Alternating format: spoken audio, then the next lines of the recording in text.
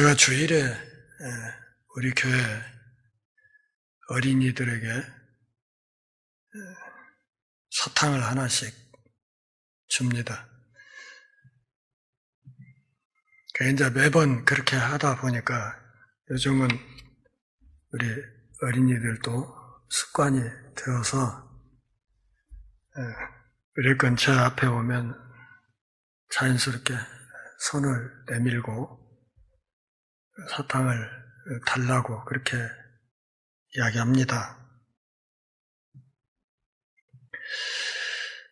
아이들에게 사탕을 주는 이유가 있습니다.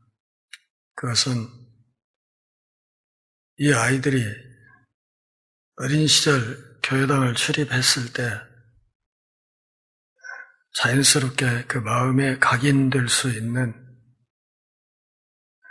달콤한 느낌, 이것을 갖고 살도록 돕기 위해서입니다. 아이들 한 사람 한 사람이 다 하나의 우주라고 생각을 하고, 또 하나님이 이 사람들을 이 땅에 파송하신 명확한 이유가 있다, 그렇게 생각합니다. 하나님 앞에 살아가면서 여러 모양으로 또 이러저러한 일들을 감당하면서, 또 어떤 이들은 교회의 지도자로, 또 우리 국가사회, 또 세계적인 일꾼으로 성장해 나갈 수도 있겠고, 또 이 사람들이 그것을 통해서 하나님께 영광을 돌리는 삶을 기성세대인 우리보다 훨씬 더 잘 살아낼 수 있겠다 하는 기대를 갖기 때문입니다. 세상살이라는 게 그렇게 녹록지 않아서 성장 과정에서 또 살아가는 도중에 때로 믿음이 흔들릴 때도 있을 것입니다. 그때마다 하나님 앞에서 때로는 회의에 빠지기도 하고, 때로는 하나님을 등지고 싶은 어떤 충동이 일 수도 있을 텐데, 그때마다 어린 시절 교회당에 갔을 때 그 달콤했던 느낌이 이 사람들의 신앙의 발걸음을 붙들어 줄 수 있다면, 그렇다면 오늘 제가 우리 어린이들에게 주는 사탕 하나의 가치는 돈으로 환산하기 어려울 것이다, 이렇게 생각을 하고, 그런 점에서 사탕을 받아드는 우리 어린이들의 손을 보면 참 그렇게 이쁠 수가 없습니다. 최근에 그 학전 그리고 뒷것 김민기라는 3부작 다큐멘터리를 많이들 보셨을 것입니다. 여러분 집에 가셔서 유튜브를 찾아서 학전 그리고 뒷것 김민기 1부, 2부, 3부 동영상을 안 보신 분들은 꼭 좀 챙겨서 보시기를 바랍니다. 저는 그 방송을 보았지만 유튜브에서 다시 그것을 1, 2, 3부를 다시 챙겨서 몇 차례 다시 보았습니다. 김민기 선배님은 우리 고장 익산 출신이시죠. 그리고 대학로에서 학전이라는 배울학 밭전, 그러니까 배움의 밭, 이런 이름의 소극장을 만들어서 거기에서 연극도 하고 또 뮤지컬도 하고 이렇게 하면서 평생을 그렇게 살아왔던 분이신데, 그 다큐멘터리를 여러분 보시면 알겠지만 현재 우리나라 연극 영화계에 걸출한 스타들이 거의 절반 이상이 학전 출신이라는 것을 아실 수 있을 것입니다. 김민기 선배는 늘 그랬다고 하죠. 무대 위에서는 신출내기 연극 배우, 뮤지컬 배우들에게 자네들은 앞것이고 나는 뒤에서 자네들을 세워주는 뒷것이다. 이렇게 하면서 꾸준히 사람을 키워왔습니다. 그래서 여러분 그 다큐를 보시면 알겠지만 이 많은 배우들이 우리나라에서 연기력으로 손꼽는다고 하는 이 많은 배우들이 이렇게나 많이 김민기 선생의 손을 통해서 배출되었는가 하고 어쩌면 많이 놀라실 것입니다. 이름을 대면 알만한 걸출한 연기파 배우들이 다 학전 출신입니다. 지금은 이제 위암 말기 투병을 하고 있는 상황이어서 평생을 거쳐서 운영하던 학전을 얼마 전에 부득이 문을 닫고 간판을 내렸지만 한 사람이 정말 저렇게 위대한 일을 해낼 수 있는 거구나. 그리고 저는 그 김민기 선배가 우리 고장 익산 출신이라는 데에 참으로 무한한 자부심을 느끼고 또 감사한 마음을 갖고 있습니다. 여러분 그 포크송 아침 이슬이라는 노래 아시죠? 그 김민기 선배가 작사 작곡했던 노래입니다. 제가 고등학교 2학년 때 처음으로 발표되었던 곡이기도 합니다. 그 다큐를 보면서 제가 마음속으로 깊이 생각을 했습니다. 나는 사람을 몇이나 키웠나? 나는 사람을 몇 명이나 세웠나? 하는 생각을 하면서 참으로 부끄러운 생각도 많이 있었고 세상에서 가장 중요한 농사가 결국은 사람 농사구나 하는 생각을 한 번 더 하게 되고 김민기 선배가 평생에 관심을 기울였던 어린이 사역, 어린이를 대상으로 한 뮤지컬 공연 이런 것들을 들여다보면서 참으로 시대를 엄청나게 앞서간 선배였구나 하는 생각을 하게 되었습니다. 오늘 사도행전 7장 마지막 부분은 스데반 집사님의 순교 이야기를 다루고 있습니다. 그동안에 스데반 집사님이 했던 그 참으로 눈부신 설교에 대해서는 몇 주간에 걸쳐서 조금씩 나눠서 생각을 해보았고 마침내 그의 설교가 끝나자 산헤드린 공회원들이 그를 돌로 쳐 죽이는 이야기 그리고 그가 마지막으로 성령 충만하여 평온한 모습으로 주님의 품으로 올라가는 이야기를 본문이 다루고 있습니다.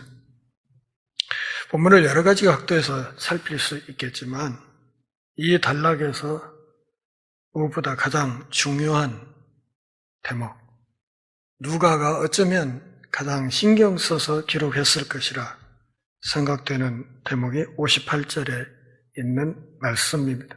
성 밖으로 내치고 돌로 칠세 증인들이 옷을 벗어 사울이라 하는 청년의 발 앞에 두니라. 이 사울이 누구입니까? 이제 사도행전 후반부에 아주 결정적인 주인공으로 등장하는 바로 사도 바울입니다. 베냐민 지파 사람이기 때문에 베냐민 지파 출신의 이스라엘의 첫 번째 임금이었던 사울의 이름을 따서 그 역시 사울이라고 이름을 지녔을 것입니다. 1세기의 유대인들은, 특히 헬라 문화권에서 사는 유대인들은 두 가지 이름을 대체로 갖고 있었습니다. 하나는 히브리식 이름, 그리고 또 다른 하나는 헬라식 이름, 두 개를 갖고 있죠. 저도 이름을 두 개 갖고 있습니다. 우리 사회에서는 제가 이광우라는 이름으로 쓰지만, 미국 사람들 상대로 할 때는 이스라 케이리 이렇게 얘기를 합니다. 에스라라는 이름을 영문 이름으로 쓰고 있습니다. 그렇게 소개하는 것이 그 사람들과 쉽게 저 자신을 소개하는 방식이기 때문에 그렇게 이야기를 하는 것이죠. 그래서 히브리 사람들 안에서 이야기를 할 때는 자기 이름을 사울이라고 소개를 하고, 또 헬라 사람들 앞에서 이야기를 할 때 자기 이름을 바울이라고 소개를 하는, 그래서 두 가지 이름을 갖고 사는 그런 시대였죠. 어떤 사람들은 예전에 저도 저희 교회 청년 시절에 목사님으로부터 사울이 바울 되었다고, 바울이 작은 자라는 뜻이니까 이 사울이 예수님을 만나서 얼마나 겸손해졌는지 이렇게 해서 참으로 은혜롭게 설교를 하고, 또 거기에서 그 엉터리 성경 해석에 은혜를 한몫 받았던 적도 있긴 있어요. 그런데 사울이 바울 된 것이 아니고 두 가지 이름을 동시에 갖고 살았다. 그리고 청중에 따라서 필요할 때는 다 사울이요, 또 헬라 사람들 앞에서 설 때는 저는 바울입니다, 이렇게 이야기를 했다는 것을 좀 잘 알고 계시면 좋겠습니다. 54절 같이 보십시오. 그들이 이 말을 듣고 마음에 찔려 그를 향하여 이를 갈거늘. 여러분, 누군가의 설교를 듣고 나서 이를 간다는 거 상상해 보셨습니까? 이 설교의 내용이 어떠했길래 이 설교를, 스데반의 설교를 들었던 산헤드린 공회원들이, 유대교 최고 종교 지도자들이 이를 뿍뿍 갈았을까? 한번 생각을 해 보셨습니까? 여러분, 설교 들으면서 이 갈아본 적이 있으세요? 아마 그런 경험은 없겠지요. 근데 얼마나 분이 사무쳤으면 이를 갈았을까? 여기 마음에 찔렸다 하는 이 말의 정확한 뜻은 심장이 찔렸다. 더 정확히 말하면, 직역하면 심장을 톱질하는 것 같았다, 이런 뜻이에요. 심장을 톱으로 썰어내는 것 같은 그런 느낌을 받았다는 것이죠. 스데반의 설교에 대해서 호의적인 반응이 아니라 참으로 악의적인 반응을 보였다. 그리고 그러면서 그들은 이를 뿍뿍 갈았습니다.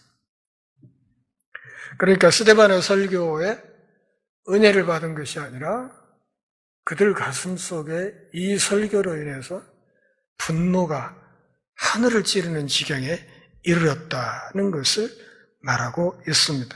55절에서 누가는 스데반을 설명하면서 뭐라고 말했어요? 스데반이 성령이 충만하였다, 이렇게 얘기했어요. 성령이 충만하였다. 그러니까 55절에 스데반이 성령이 충만하였다 하는 말과 54절에 그들이 이 말을 듣고 마음에 찔려 그를 향하여 이를 갈았다 하는 말은 정반대 상황을 말하는 것입니다. 그러니까 산헤드린 공회원 사람들은 성령과 정반대되는 쪽에서 그들의 반응을 보이고 있었다는 것을 말합니다. 다시 말하면 산헤드린 공회원들이 성령을 적극적으로 대적하고 있었다 하는 것을 말하고 있는 것입니다. 정말 몹시 화가 나서 그들의 심장을 톱날로 쪼각내는 것 같은 고통 속에서 그 고통스러운 마음으로 마음이 찢어지는 것 같아서 이를 갈았다. 회개하는 것이 아니라 오히려 성령 충만한 스데반을 향해서 적개심을 품었다 하는 것을 말하는 것입니다. 스데반이 성령이 충만하여 하늘을 우러러 주목하여 하나님의 영광과 및 예수께서 하나님 우편에 서신 것을 보았다 그랬습니다. 산헤드림과 대조적으로 스데반 집사는 성령이 충만했습니다. 그가 보았던 것이 무엇입니까? 하나님의 영광. 첫째는 하나님의 영광을 본 거예요. 하나님의 그 찬란한 광채를 보고 아울러서 그 영광 가운데 계신 예수님이 하나님 보좌 우편에 서 계신 것을 보았다. 이렇게 이야기를 하는 것이죠. 여기 우러러 주목하여 보았다 하는 이 말이 의미하는 것은 스데반이 보았던 것이 어떤 환상이나 허상이 아니라 아주 확실한 실상이었다는 것을 말하는 것입니다. 그러니까 다른 사람의 눈에는 보이지 않았지만 성령 충만한 스데반 집사의 눈에는 명확하게 보이는 것이 있었는데 두 가지. 하나는 하나님의 그 찬란한 영광, 아울러서 보좌 우편에 서 계신 예수님을 보게 되었다 하는 것입니다. 하나님 우편에 서 계신 예수님. 보통 구약에 보면 하나님께서 보좌에 앉아 계신다는 표현이 많이 나오죠. 앉아 계신다. 그러니까 앉아 계시는 하나님이 훨씬 많이 표현이 등장합니다. 그런데 스데반 집사는 지금 하나님의 영광과 함께 보좌 우편에 예수님이 앉아 계시는 것이 아니라 서 계시는 모습을 봤습니다. 그러면 서 계시다는 것이 무슨 뜻입니까? 앉아 있다는 것은, 앉아 계신 하나님은 뭘 말하는 거고 서 계시는 하나님은 뭘 이야기하는 건가? 이 차이를 조금 이해하시는 것이 좋겠습니다. 앉아 계신다는 것은 하나님이 재판장으로 앉아 계신다는 뜻입니다. 그러니까 피조세계를 심판하시려는 자세를 드러내려고 할 때 앉아 계시는 하나님으로 많이 묘사합니다. 서 계신다고 할 때는 신자를 위로하거나 신자를 영접하거나 신자를 변호하려는 하나님의 마음을 드러낼 때 서 계신다 이렇게 묘사를 하는 것입니다. 그러니까 서 계시는 인자를 본다고 했을 때, 예수님을 본다고 했을 때 예수님이 서 계시는 목적을 우리가 그렇게 이해하면 됩니다. 순교하고 올라오는 스데반 집사를 영접하거나 또 그를 변호하거나 그를 위로하거나 하는 그런 마음으로 예수님이 보좌 우편에 서 계신다. 지금 스데반 집사의 이 이야기 속에서 또 한 가지 드러나는 것은 예수님이 부활하셨다는 것이죠. 부활하시고 승천하셨다. 그래서 지금 하나님의 보좌 우편에 앉아 계셨던 분이시다 하는 것을 말하는 것입니다. 죽기 직전에도 스데반은 부활하신 예수님을 증거했습니다. 하나님의 영광과 즉 예수께서 우편에 서신 것을 본다. 56절에서 그러면서 이야기합니다. 자기가 본 것을 말을 해요. 보라, 하늘이 열리고 인자가 하나님 우편에 서신 것을 보노라. 그러니까 다른 사람들은 보지 못하기 때문에 자기가 본 것을 지금 이렇게 증언을 하는 것입니다. 자기가 본 것을 말하는 것입니다. 증인이 되는 것이죠. 이 증인이라는 마르투로스라는 이 말은 순교자라는 마르투스라는 말과 같은 어근을 갖고 있습니다. 순교자는 신앙 때문에 죽는 사람을 말하는 것이죠. 죽는 순간까지도 그는 자기가 본 것을 이야기했습니다. 그리고 예수님의 이름 대신 56절에서는 인자라는 용어를 사용했습니다. 인자. 풀어서 설명하면 그 사람의 아들이라는 말. 그 사람의 아들. 구약 다니엘서 7장 13, 14절에 가서 보면 구름을 타고 온 인자 같은 사람의 형상을 입은 어떤 사람이 와서 옛적 붙어 계신 성부로부터 나라와 권세와 영광을, 무궁한 영광을 받는다는 이야기가 있잖아요. 인자 같은 이가 와서, 인자가 와서 그걸 받는 모습을 다니엘이 환상 중에 봤어요. 예수님은 인자라는 호칭을 당신을 가리키는 용어로 썼어요. 당신을. 그런데 이 말을 속뜻을 풀어서 설명하면 무슨 말인가 하면 그 사람의 아들이란 말이에요. 그러면 사람의 아들이란 말이 어디를 가리키죠?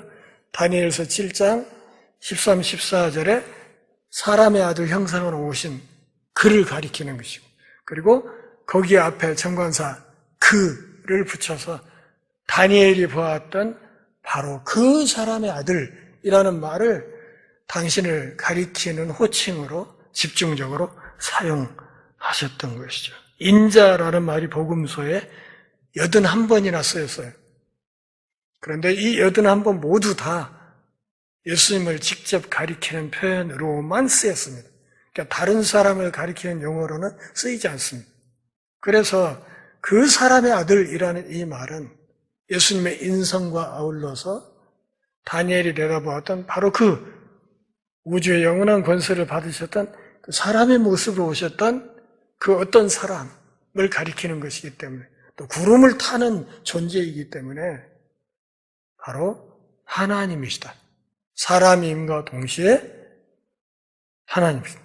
인성과 동시에 신성을 갖고 계신 분, 이렇게 이야기를 하는 것이죠. 구름 타고 오신 바로 그 사람의 아들, 그분을 내가 지금 보고 있다.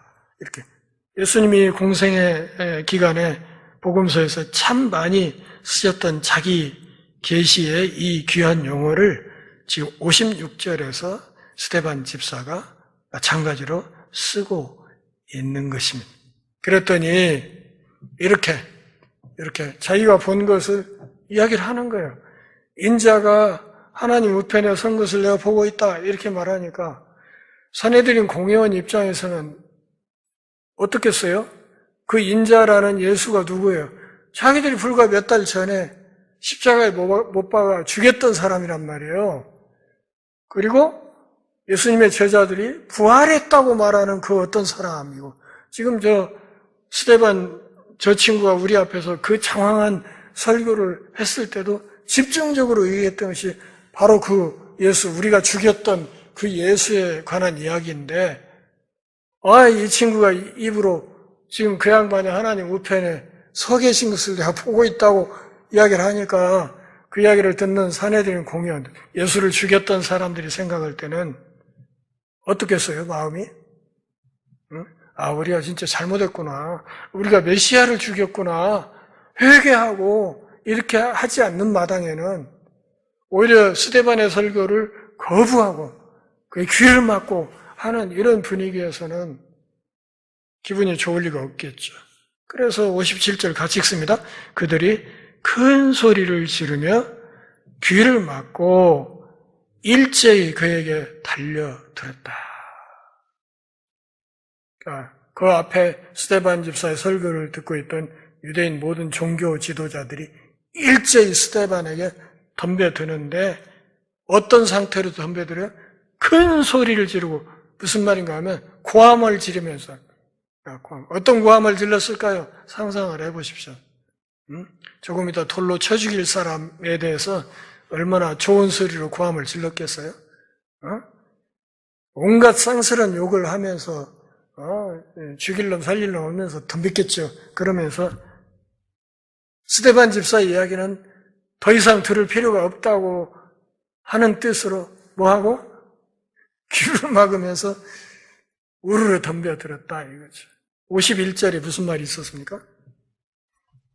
51절에 같이 읽습니다. 목이 곧고 마음과 귀에 할례를 받지 못한 사람들아, 이렇게 얘기했어요. 스데반 집사가 사내들인 공회원들을 향해서 마음과 귀에 할례를 받지 못한 사람들, 귀에 뚜껑이 덮여있는 이놈들아, 이런 얘기죠. 그것과 여기 57절에 그들 스스로 귀를 막고 라는 말과 서로 맥이 통하는 말씀 아닙니까?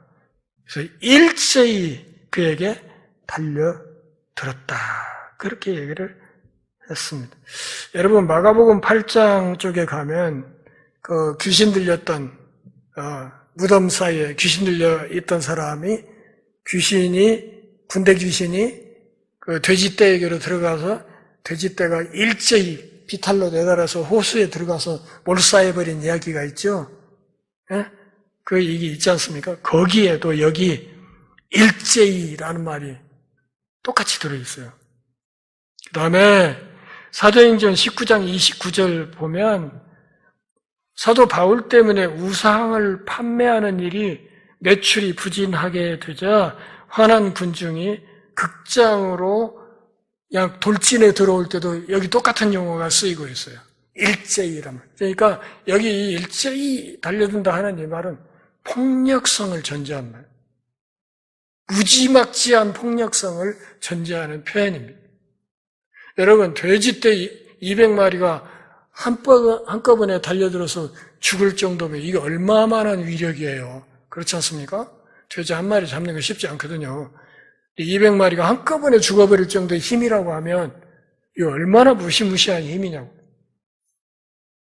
그렇게 무지막지한 폭력성을 가지고 이 수많은 사람들이 유대사의 최고 지도자들이, 최고 권력을 지닌 사람들이 스데반 집사 한 사람을 죽이겠다고 덤벼드는 상황입니다. 그래서 마침내 달려들어서 그를 잡아가지고 58절 성 밖으로 내치고 돌로 칠세 증인들이 옷을 벗어 사울이라 하는 청년의 발 앞에 두니라. 성 밖으로 끌고 나갔습니다. 돌로 쳐 죽입니다. 아마 민수기 15장 35절 말씀에 근거했을 것입니다. 당시 유대인들에게는 사형 집행권이 없었어요. 그런데도 너무 화가 나니까 그냥 끌고 나가서 재판이고 뭐고 없이 그냥 성 밖으로 끌고 나가서 그냥 돌로 쳐 죽여버렸어요. 그러니까 사형 집행권이 없었는데 그냥 사형을 시켜버린 거예요. 로마의 실정법을 어기고 사람을 죽여버린 건데 어쩌면 당시 로마 공권력도 사내들인 이 최고 지도자들의 이 살인 행위에 대해서 어느 정도 묵인했을 것으로 보입니다. 그러니까 이 행위에 대해서 무슨 책임을 추궁했다든지 이런 기록이 전혀 보이지 않거든요. 그러니까 로마 권력들도 불필요한 잡음이 일어나는 거 원치 않으니까 그냥 대충 눈 감아주고 그렇게 가버렸던 거 아닌가 하는 생각이 듭니다. 돌로 쳐 죽이는 투석형으로 스데반 집사를 죽입니다.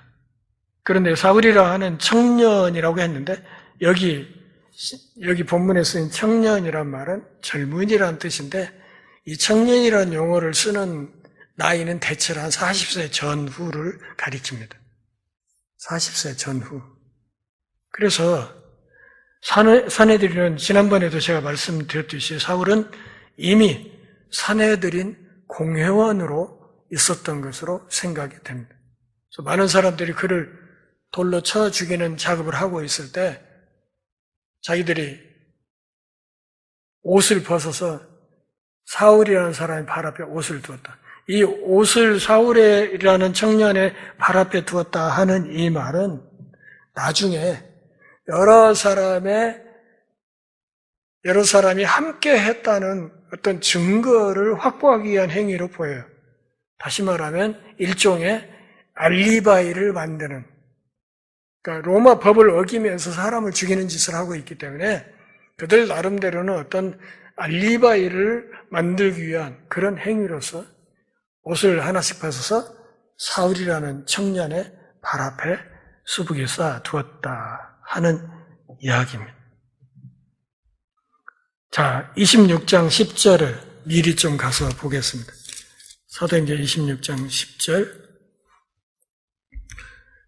신약 233페이지 같이 읽습니다. 예루살렘에서 이런 일을 행하여 대제사장들에게서 권한을 받아가지고 많은 성도를 옥에 가두며 또 죽일 때에 내가 찬성 투표를 하였다. 사도 바울의 고백이에요.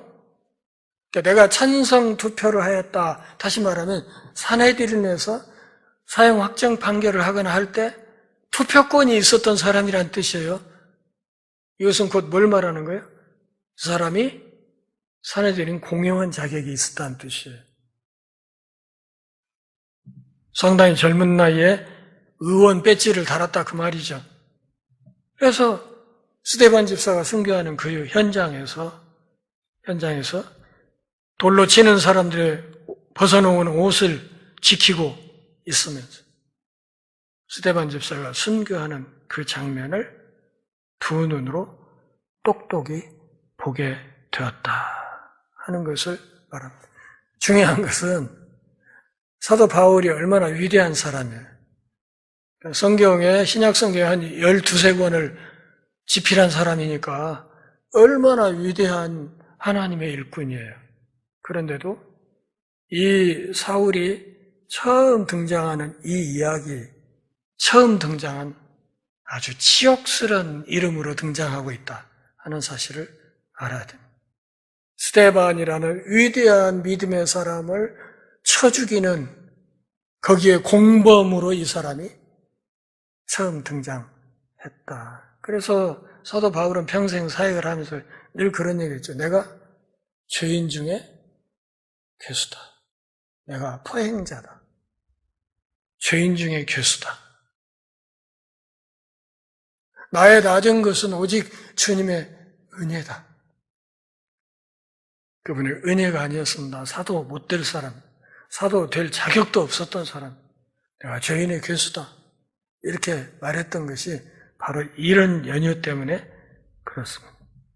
59절, 60절에 있는 스데반 집사의 생의 마지막 모습을 사도 바울이 두 눈으로 똑똑히 보고 그의 이 마지막 기도를 또한 두 귀로 똑똑히 들었던 것입니다.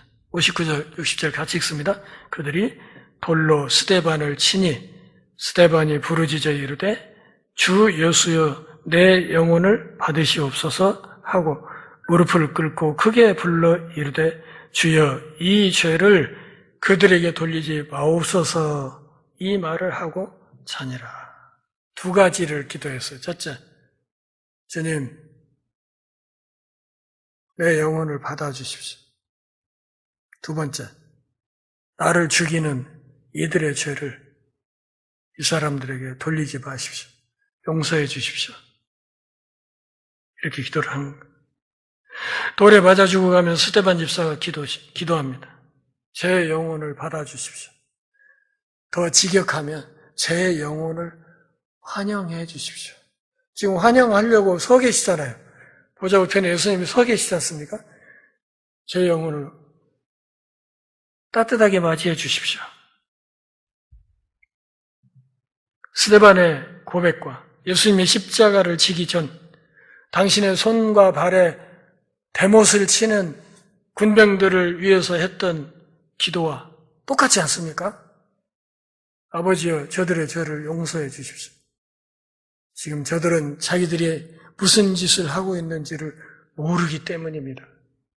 이들의 죄를 저들에게 돌리지 마십시오.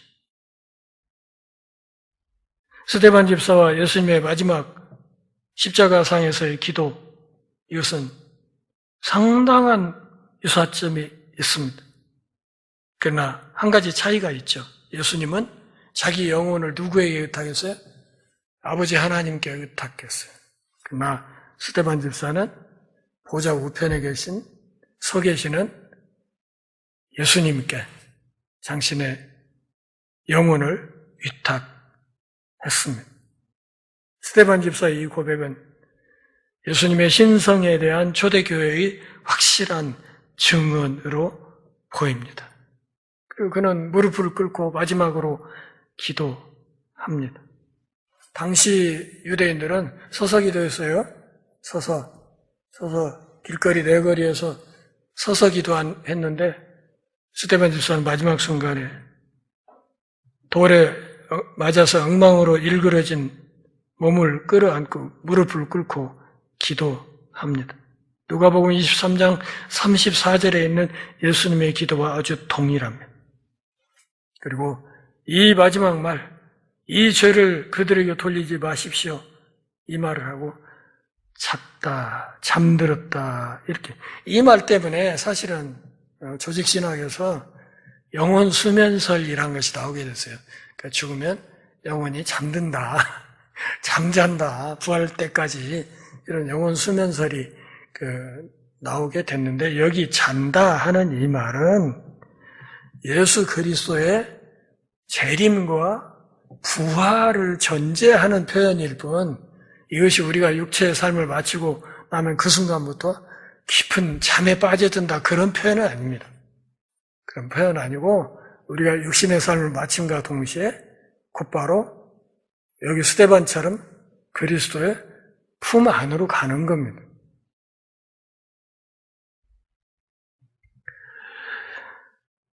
돌로 사람을 때려 죽이는 형벌 상상을 해보시죠. 이게 얼마나 무서운 형벌인지. 안 그래요? 사정 봐가면서 때리니까 아 여기 때리면 제가 찢어지겠구나. 여기 때리면 눈이 빠지겠구나. 이렇게 생각하고 칩니까? 아니잖아요. 그냥 죽여버리려고 치는 거잖아요. 돌. 아, 이 돌은 너무 뾰족뾰족한데 좀 동그란 돌 없나? 이렇게 골라 때리는 게 아니잖아요. 이 투석행위라는 게 얼마나 무서운 형벌입니까? 이 잔혹한 처형을 당하면서, 이 폭력적이고 잔혹한 처형을 당하면서 스데반 집사의 마지막 얼굴은 너무나도 평화로웠다. 보좌 우편에 계신 인자를 보면서 인자에게 내 영혼을 환영해달라고 기도하시고 아울러 지금 나에게 돌팔매질하는 이 사람들, 이 무서운 죄를 이 사람들에게 돌리지 마십시오. 이렇게 기도를 하고 마지막 숨을 거두게 됩니다. 55절에서 누가는 스데반이 성령이 충만했다 그렇게 이야기했습니다. 그가 스데반이 성령이 충만했던 결과 그에게 주어진 것은 순교의 잔이었습니다. 우리가 이 사실을 명확하게 잘 이해하고 있어야 됩니다. 이게 보통 죽어가는 모습, 돌에 맞아 죽어가면서 이토록 사람의 얼굴이 평온할 수 있다는 사실이 죽어가는 스데반을 지켜보던 사울의 마음속에 엄청난 충격파로 다가갔을 것이라는 것을 짐작할 수 있습니다. 물론 이후로도 그는 한동안 교회를 핍박하고 교회를 무너뜨리고 신자들을 잡아 죽이는 일에 한동안 열심을 냈지만 그러나 다메섹으로 가는 길목에서 부활하신 주님을 만난 뒤에 그의 인생은 180도로 바뀌게 되었고 그렇게 한번 회심한 뒤로는 평생을 이 복음에 목숨을 걸면서 마침내 사울 자신도 순교의 제물이 되기까지 주님 앞에 헌신하는 삶을 살았던 것을 우리가 알 수 있습니다. 스데반이라는 이름의 뜻이 뭐라고 그랬죠? 스테파노스라는 말이 뜻이 뭐라고 그랬습니까? 몇 주 전에 얘기했어요. 왕관이라는 의미라고 했죠. 왕관. 스테파노스, 왕관. 혹은 멸류관 이런 말이에요. 왕관, 멸류관. 코로나와 같은 뜻이에요. 코로나도 왕관이라는 뜻이었잖아요. 네? 스데반 집사는 이름값을 했다. 요즘 유럽 사람들, 미국 사람들 이름 중에 스티븐이라는 말이 많이 있죠. 이름이. 이게 스테판에서 따온 말이에요. 이름이.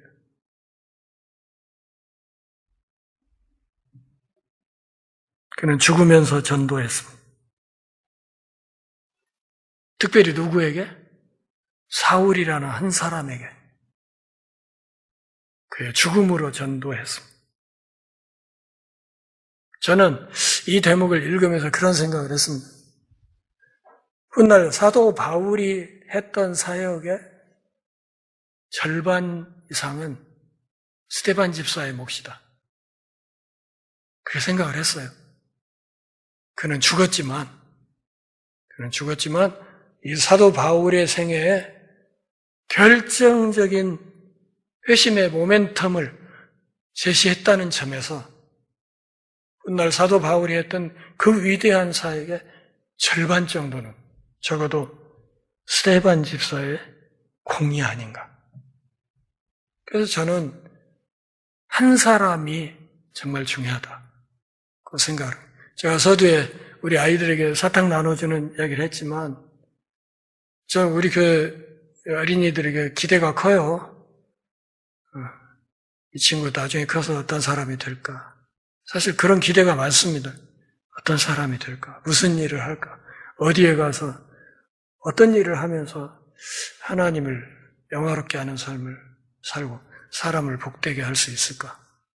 그런 꿈을 꾸면서 그들을 지켜보면, 그래서 사탕을 받는 우리 어린이들의 손이 그토록 예쁘다고 제가 이야기를 한 겁니다. 사내들인 공회원들은 세상 명함으로는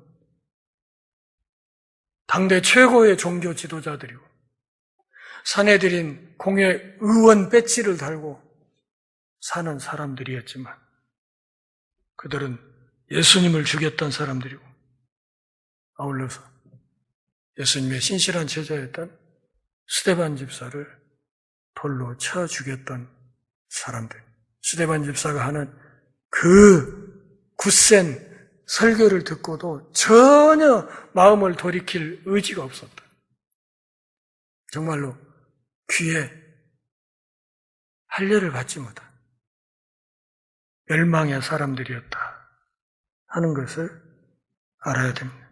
오늘 여기서 한 가지를 더 생각하게 됩니다. 정직한 하나님의 말씀이 사람들의 마음을 두 갈래로 나눈다. 하나는 그 말씀을 달게 받고 회개하고 하나님 앞에 엎드리는 하나님의 양무리가 있고, 또 다른 한쪽은 그 말씀이 오르면 오를수록 오히려 더 거꾸로 그 마음이 더 강팍해지고 완악해지는 그런 일이 있다 하는 생각을 하게 됩니다. 하나님의 말씀 앞에서 나는 어떤 태도를 지니고 살아가는지 한번 진지하게 잘 돌아보실 수 있기를 바라고, 비록 듣기 싫고 부담스러운 말씀이라 할지라도 그 말씀이 옳고 그것이 생명길로 나를 이끌고 있다는 확신이 있다면 힘들어도 그 말씀 앞에 달게 순종하는 복된 하늘 백성들이 다 될 수 있기를 바랍니다. 기도하겠습니다. 하나님 아버지, 오늘도 우리가 함께 모여 주의 말씀 앞에서 우리 신앙의 옷깃을 여미는 복 주셔서 고맙습니다. 우리 위대한 믿음의 선배 스데반 집사님의 삶과 사역과 마지막 순교의 모습, 죽어가면서도 한 사람을 복음으로 변화시키는 그 위대한 발걸음, 우리도 믿음의 선배를 바라보며 흉내라도 내며 갈 수 있도록 은혜를 허락하여 주옵소서.